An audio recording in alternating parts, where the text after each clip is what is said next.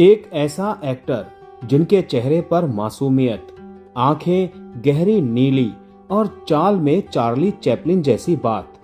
मनोरंजन के साथ उन्होंने अपनी फिल्मों में आम आदमी की बातें कही, गरीबी, बेरोजगारी और अमीर गरीब के बीच की खाई जैसे जटिल विषयों को भी सहजता से पर्दे पर उतारा।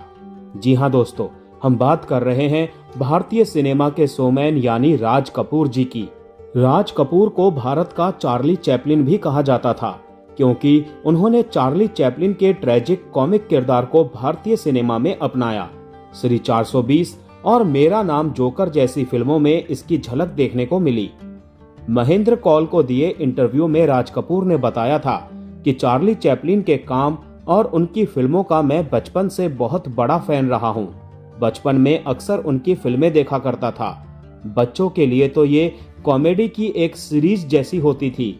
बचपन में बच्चे चार्ली चैपलिन की फिल्में देखा करते थे, लेकिन मेरे लिए चैपलिन की फिल्में कुछ और ही मायने रखती थी। अक्सर ना जाने क्यों जब लोग उनकी फिल्मों पर हंसते थे तो मेरी आंखें भर आती थी, मैं रोया करता था। उन्होंने आगे कहा था, शायद यही वजह रही कि जब मैं बड़ा हुआ और फिल्मों में आया तो चैपलिन साहब के उस किरदार से बहुत प्रभावित हुआ, जो हमेशा अपनी फिल्मों में एक ऐसे आदमी का रोल निभाते थे जो कहीं से आता है कहीं चला जाता है, ना उसका कोई रिश्ता होता है ना कोई ठिकाना।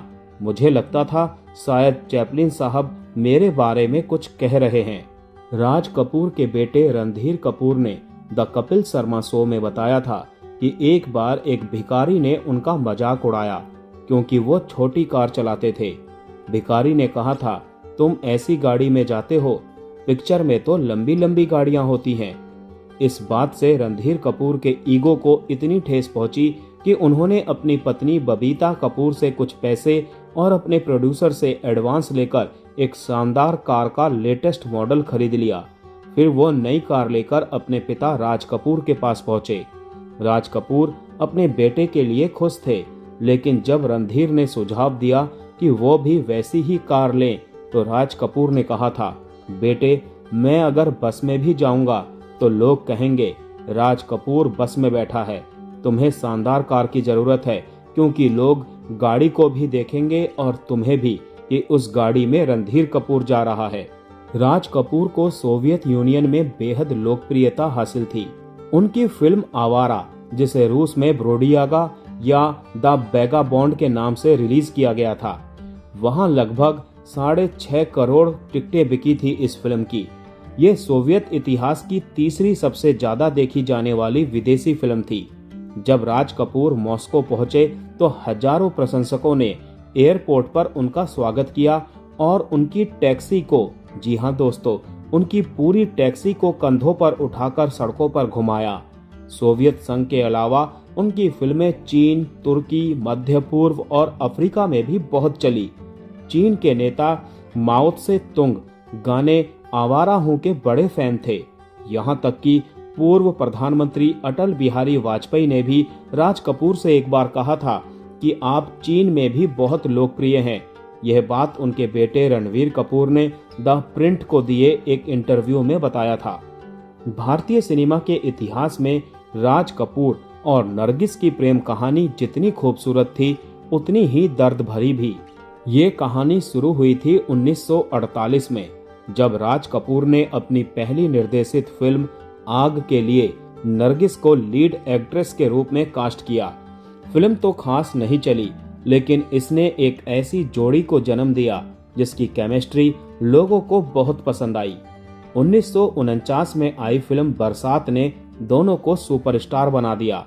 फिल्म का वो मशहूर पोस्टर जिसमें बारिश के बीच नरगिस राज कपूर के कंधों पर झुकी है, आगे चलकर आरके फिल्म्स का प्रतीक चिन्ह बन गया। पर्दे पर यह जोड़ी जितनी परिपूर्ण दिखती थी, पर्दे के पीछे उतनी ही गहरी नजदीकियों से होकर गुजर रही थी। लेकिन इस रिश्ते की सबसे बड़ी बाधा थी राज कपूर की शादी। वो शादीशुदा थे और उनके बच्चे भी थे। नरगिस ने 9 साल तक इंतजार किया, इस उम्मीद में कि राज कपूर एक दिन उन्हें अपना लेंगे। लेकिन जब ये साफ हो गया कि वो परिवार नहीं छोड़ सकते, तो नरगिस ने चुपचाप ये रिश्ता खत्म कर दिया। 1957 में नरगिस की जिंदगी में सुनील दत्त आए। फिल्म मदर इंडिया की शूटिंग के दौरान सेट पर आग लग गई थी। नरगिस उस आग में फंस गई थी और सुनील दत्त ने अपनी जान की परवाह किए बिना उन्हें बचा लिया। कहा जाता है कि उसी पल नरगिस को एहसास हुआ कि दुनिया में कोई है जो उन्हें दिल से चाहता है, और यहीं से शुरू हुई नरगिस और सुनील दत्त की लव स्टोरी। जबकि राज कपूर नहीं चाहते थे कि नरगिस उनकी जिंदगी से जाएं। यहाँ तक कि जब उनका रिश्ता खत्म हुआ तो उन्होंने इसे धोखा समझा। पत्रकार सुरेश कोहली को दिए एक इंटरव्यू में राज कपूर ने कहा था, वो मुझसे मिलने आई थी, ऊंची हील्स पहने हुए। मैं बस उसकी हील्स को 20 मिनट तक देखता रहा, तब समझ गया अब वो मेरी नहीं रही। गुजरात में मदर इंडिया की शूटिंग के दौरान नरगिस ने अपने ड्राइवर को राज कपूर के यहाँ भेजा, ये कहते हुए कि बीवी जी ने सैंडल्स और हारमोनियम मंगवाया है, जिसको लेकर राज कपूर ने इंटरव्यू में कहा था, मैं उसी वक्त समझ गया उसकी जिंदगी में कोई ऊंचे कद का शख्स आ गया है, और वो व्यक्ति थे सुनील दत्त, जिनकी लंबाई 6 फीट थी। साल 1958 में नरगिस ने सुनील दत्त से शादी की थी। बॉलीवुड एक्टर रणवीर कपूर का नाम उनके दादा राज कपूर के पूरे नाम पर रखा गया है। दरअसल राज कपूर का पूरा नाम रणवीर राज कपूर था। नेटफ्लिक्स के show dining with the Kapoors में रणवीर ने खुद बताया था कि मेरा नाम असल में मेरे दादाजी का नाम है। उनका असली नाम रणवीर राज कपूर था।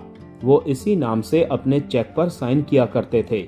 जब मैं पैदा हुआ तो मेरे परिवार में आर से शुरू होने वाले नाम खत्म हो रहे थे।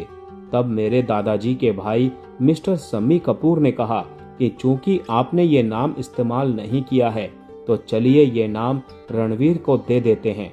इस तरह मेरा नाम रणवीर पड़ा। मशहूर एक्टर टीनू आनंद के पिता इंदर राज आनंद अपने समय के टॉप राइटर माने जाते थे।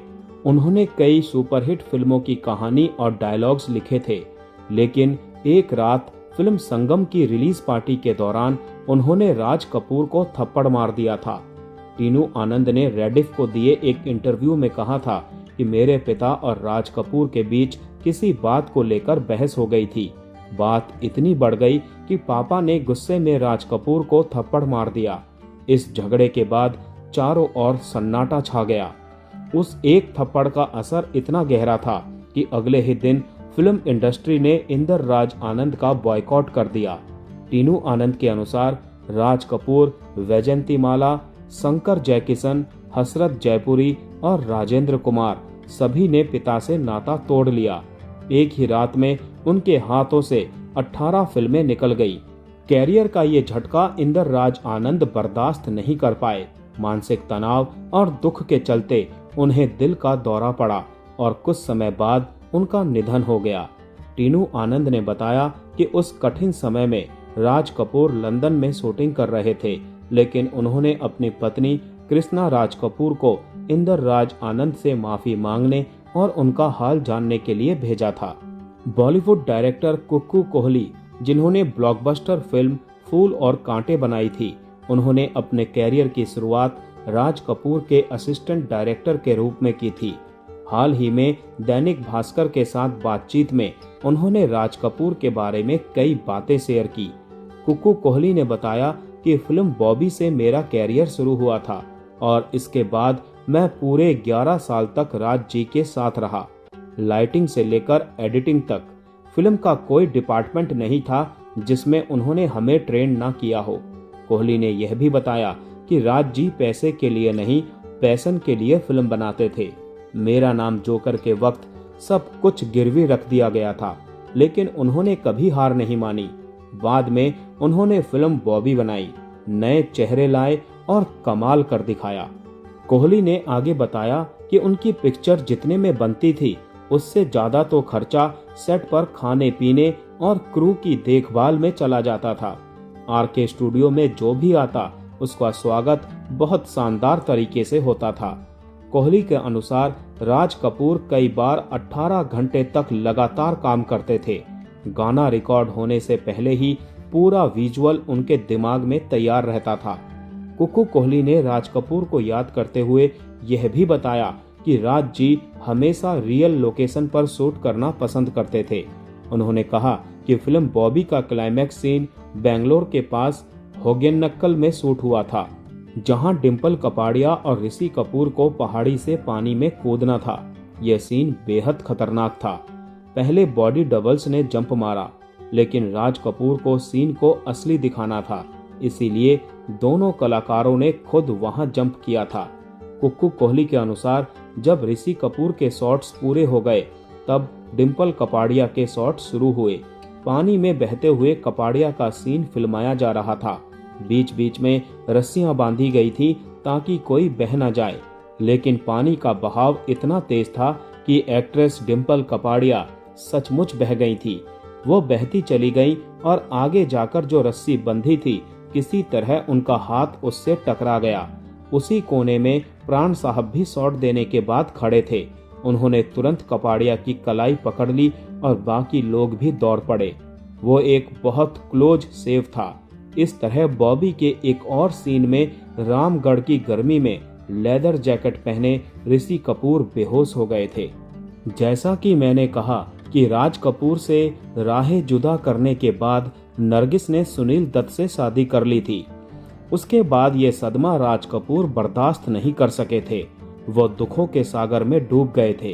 राज कपूर के रातों की नींद भी उड़ गई थी और वो सारी रात बाथ टब में बैठकर शराब पीते और रोते रहते थे। बताया जाता है कि राज कपूर को जब नरगिस की याद आती थी, तब वो खुद को सिगरेट से जला लेते थे।